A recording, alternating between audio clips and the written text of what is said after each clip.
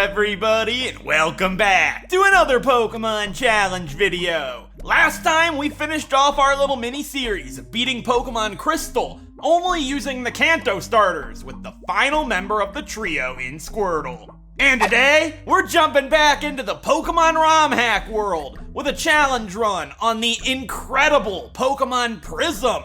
This is a ROMHACK of Pokemon Crystal, but it's a completely new game and is nothing like Crystal aside from aesthetic. But even then, the game has Pokemon from generations 3 and 4 with custom sprites, new types, TMs, abilities, character customization, a brand new region, and so much more.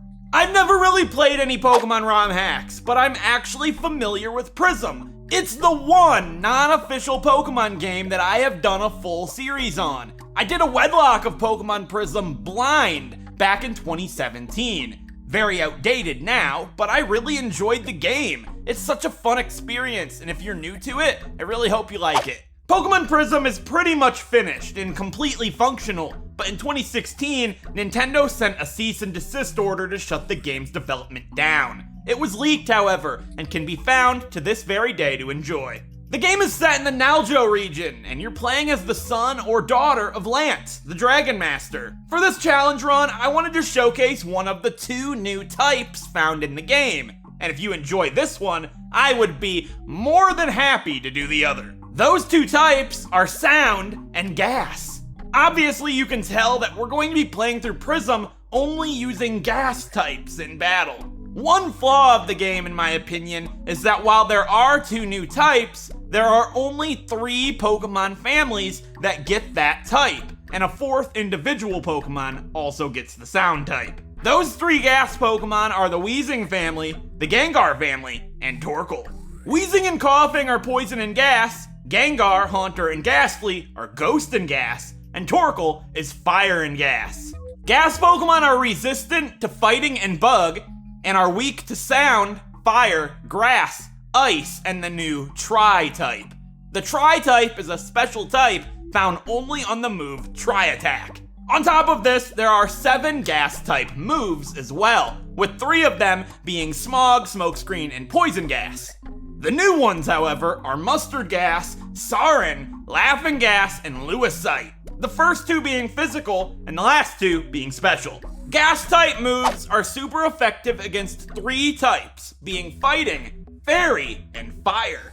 That about covers what you need to know about the Gas-type and Pokemon Prism, so let's quickly go over the rules for this run. They're the same as usual. No items are allowed in battle. Held items are fine, of course, and so are any kind of Pokeballs for HM users. I'm only allowed to use Gas-type Pokemon in battle, but I'm also only allowing 1 of each family, meaning my team will consist of Gengar, Weezing, and Torkoal, and no more. The 8th and final gym is unique to say the least. I will address this when we get there, but I'm allowed to manipulate it in any way possible so I can continue to use my trio. And lastly, I must play on the set game mode.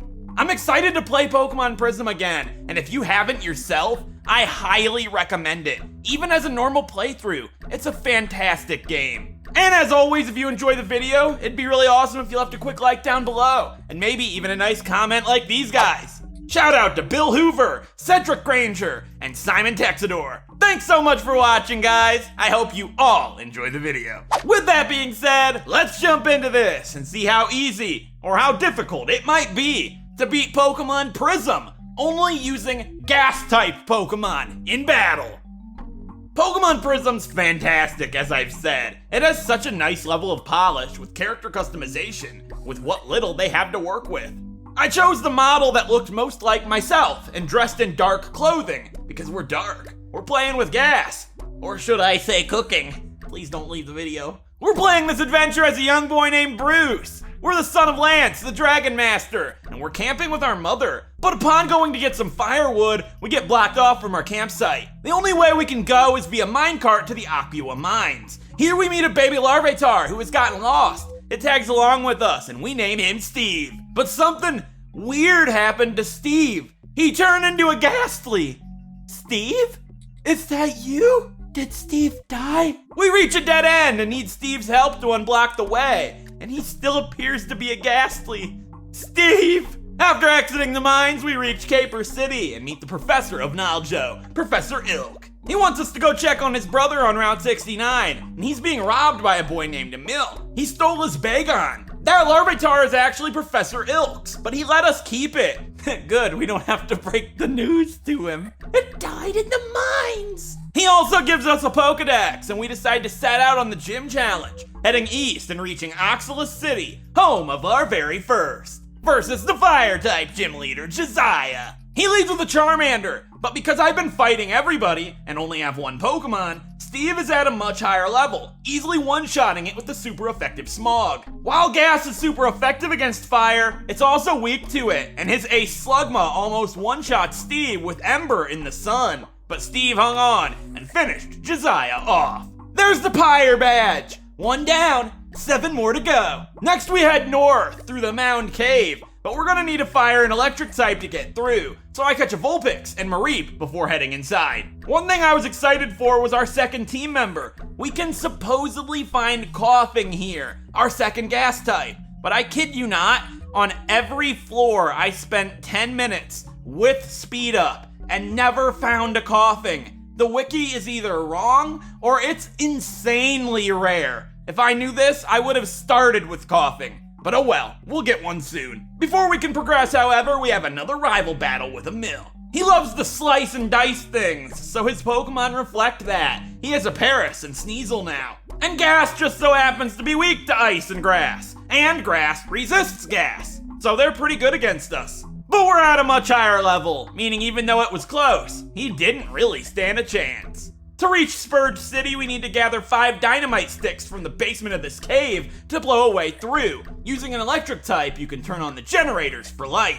This is an introduction to the evil team of this game, the Palette Patrollers. Their leader is the Red Patroller, but he's nowhere to be found. But the others are guarding the dynamite here. They aren't much of a challenge right now, however, and we easily blow our way to Spurge. Apparently, I just needed a fire move, which Steve had in Will-O-Wisp, so our Vulpix we brought was unnecessary. There's a gym in Spurge City, but it's the final gym of Naljo, so we'll be back here later. Heading north of Spurge, Steve hits level 25 and evolves into Haunter. And as we attempt to reach the Heath Village, the Red Patroller ambushes us, but they tend to have Pokemon that match their palette, meaning Gas quickly puts him out.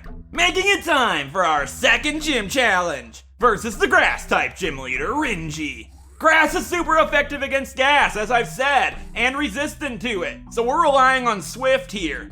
It does over half to his lead Lombre, and it does a decent amount of damage with Absorb before going down. Next is his Tangela, which goes down to 1 Swift because of their horrible special defense. And his final Pokemon, an ace, Ivysaur, is last. Swift does slightly less than half, and Razor Leaf does a massive amount of damage. If we don't knock it out right now, it'll knock us out. So I think outside the box. I use Will-O-Wisp. If it doesn't crit Steve, this will weaken Razor Leaf enough so we survive and are able to finish it off next turn with Swift thanks to the burn damage. I burned his forest to the ground. There's the nature badge. 2 down, 6 more to go. And now that we can use Cut outside of battle, we can make our way east of Heath Village to Laurel City. But before we can fight the gym leader here, we need to rescue her Totodile from some evil scientists. I was quite worried here, because you have to send one of your Pokemon into the forest by itself to solve a puzzle. But I saw trees that can be cut,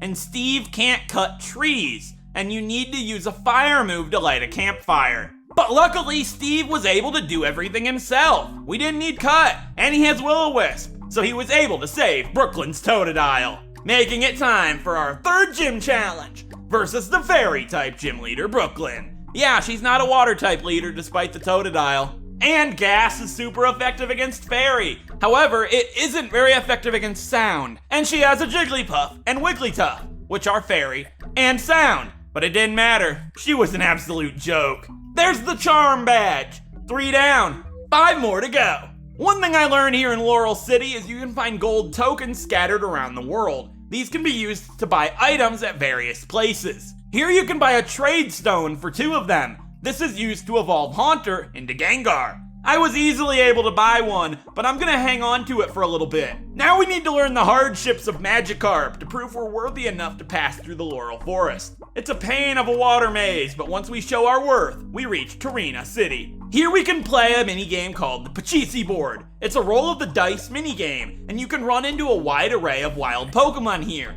And you can catch them and keep them. Almost immediately, we find our second team member in the fire and gas type Torkoal. I catch her and name her Carol, and then not too long later, we finally get our Coughing, who I name Hope. We've got our full team and some good held items too in the Poison Barb, Leftovers, and the eventual spell tag we find in the Haunted Mansion. The Torina City Gym Leader won't be able to battle us because he's not been able to have a good dream for ages. So it's our job to find the root of that problem. It turns out to be a Gengar in the Haunted Mansion north of Botan City. I thought we were gonna battle it, so I decided now was the time to evolve Steve into Gengar. But instead, that Gengar just wanted to eat our dream. Regardless, we filled him up, giving the Gym Leader a great rest. Making it time for our 4th gym challenge versus the Dark-type Gym Leader Edison. He has 3 Pokemon and leads with a Houndour, while I lead with Carol. Fire's weak to gas, so one quick Laughing Gas puts Houndour down. But next up is his Sneasel, and Carol misses Fire Spin while it goes for agility. Fire Spin does a lot the next turn, so I decide to be a nice guy and let Edison get revenge on Gengar as a species, letting his Sneasel rip Steve in two. We can be a nice guy and win the battle, so why not? Hope then comes out, finishing Sneasel off, only leaving his ace, Umbreon. It hides behind a substitute, and Hope's Sludge fails to break it. And then it confuses her with Confused Ray, but she continues to hit through every single time, breaking the substitute with Lewisite, and then sharing her pain with Umbreon to get into a better position. I then call her back for Carol. It misses Screech, and we laugh in the face of Edison, finishing him off with Laughing Gas. There's the Midnight Badge. 4 down, only 4 more to go. And he gave us the TM for Dark Pulse, which both Hope and Steve can learn. Awesome move to get. Heading south, we're able to reach the Milos catacombs, but our rival Emil was waiting there for us. He's added a new Pokemon to his team, and Hope cuts off all hope his Parasect could have had. She learned the new move Steel Eater, a poison type move that hits steel types as well. Not that Parasect's a steel type, but it's still super effective. His ace Shelgon then comes out, and she hits it with a Lewisite before switching out. I switch her out for Carol, and Laughing Gas finishes it off. In comes his Cypher, and I have Carol use the new move Lava Pool. This is an entry hazard that burns Pokemon that are grounded coming in, which is absolutely broken if you think about it. This burns his Sneasel when it comes in, meaning this fight was already done. And after the battle, Hope evolved into Weezing. There's our team fully evolved. Hope, Carol, and Steve, our gassy trio. These 3 are really cool Pokemon. Deeper into the Milos catacombs, we run into the Palette Patrollers once again, but Red is still off on his own. They all remain an absolute joke, and it's not too long until we reach the next gym town. But first, we need to help the police by going undercover to lure a Palette Patroller to an officer. East of town, we find Palette Black, getting the HM for Rock Smash, and opening the way to our 5th gym challenge, versus the fighting type gym leader, Andre. And Gas is super effective against fighting, and resistant to it. His entire team, while incredibly cool, with Gallade and Lucario, just didn't stand a chance against even one of my Gas types in Carol. And to top it all off, Lava Pool, burning them upon coming in, was just way too much for Andre to handle. There's the Muscle Badge. 5 down, only 3 more to go.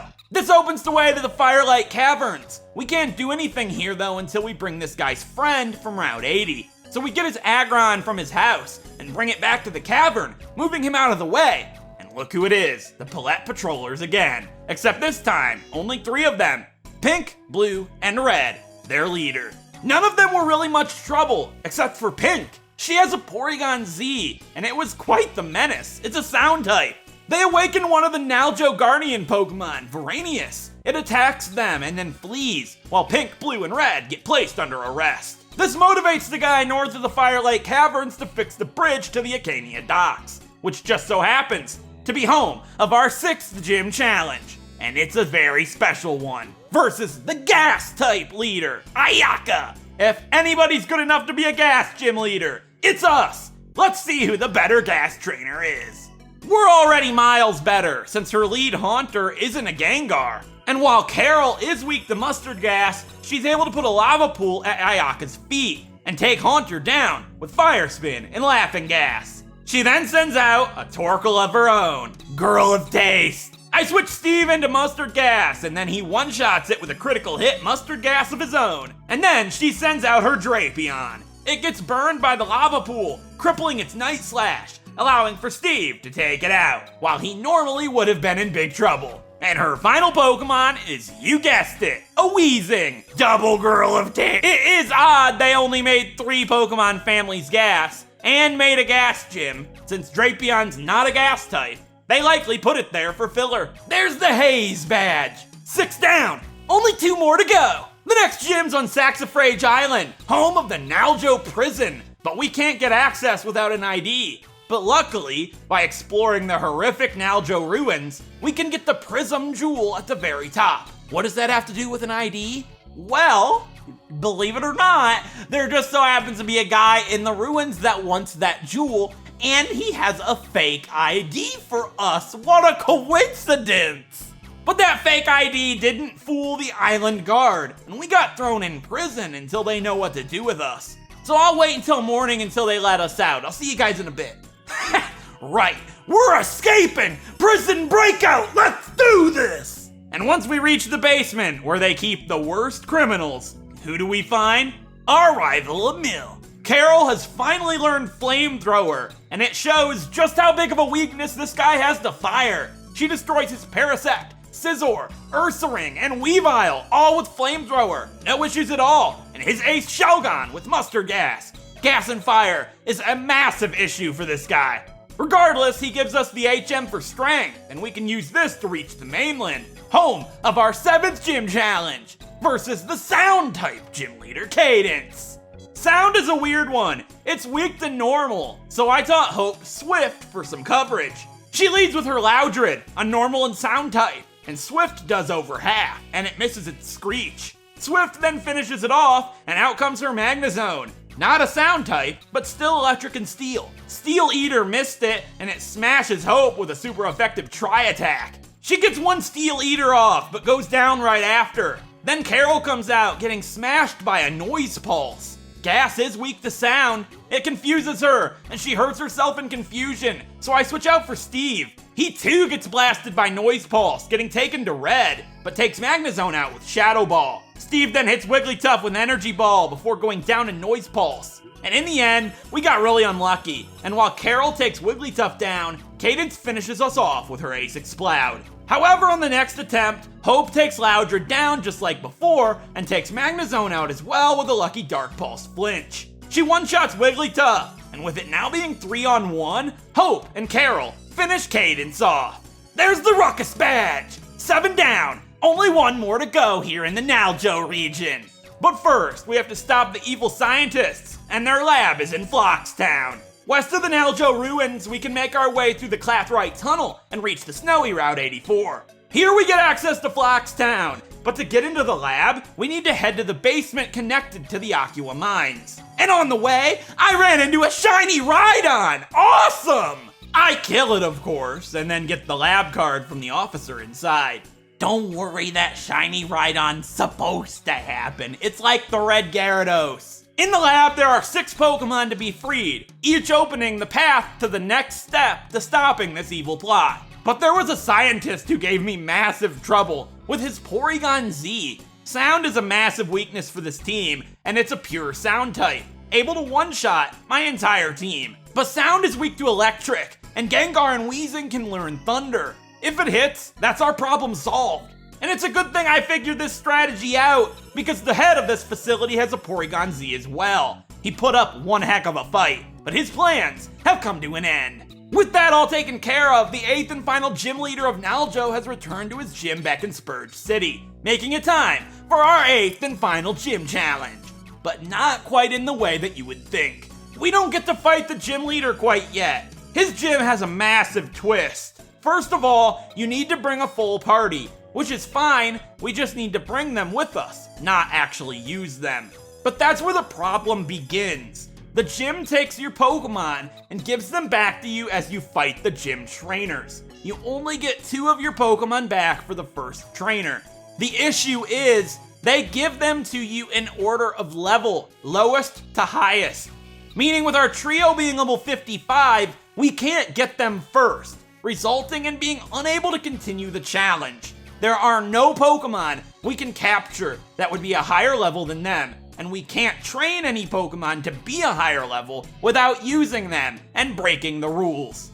But this is actually pretty unexpected, and it's a ROMHACK, so we have to go ahead and roll with the punches. For the sake of this challenge, I decided to allow the use of a rare candy cheat code to get our HM users to the level of 60, so we can get our gas team first in the gym.